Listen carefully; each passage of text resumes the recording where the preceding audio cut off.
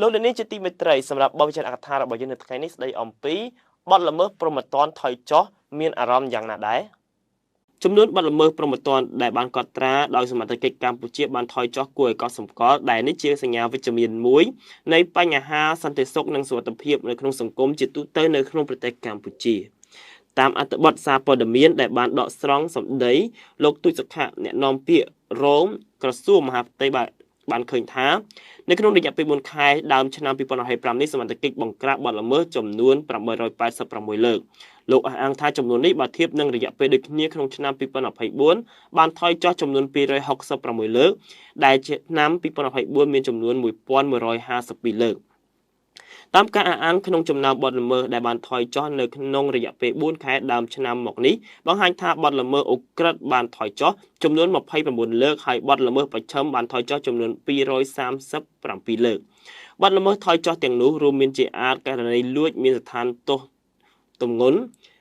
រំលោភសេពសន្តិវៈបង្ខាំងមនុស្សជំរិតទារប្រាក់លួចឆក់មនុស្សឃាតដោយអចេតនាអំពើហិង្សាក្នុងគ្រួសារឆោបោករំលោភទំនុកចិត្តនិងប្រើអាវុធខុសច្បាប់ជាដើមសូមចូលរួមអបអរសាទរចំពោះសមិទ្ធផលនេះហើយក៏សង្ឃឹមថាសមត្ថកិច្ច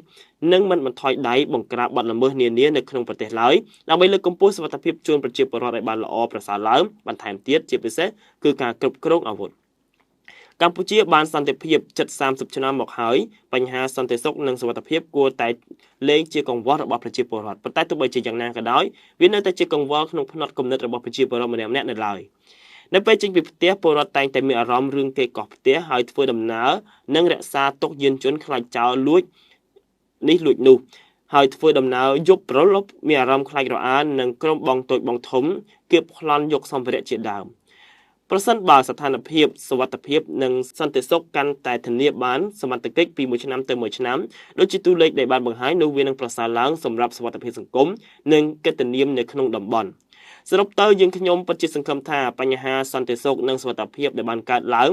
ដោយបញ្ហាអក្រិតកម្មនានាដែលបានរៀបរាប់ខាងលើនឹងត្រូវកាត់បន្ថយពីសង្គមកម្ពុជានៅសល់កម្រិតតិចតួចបំផុត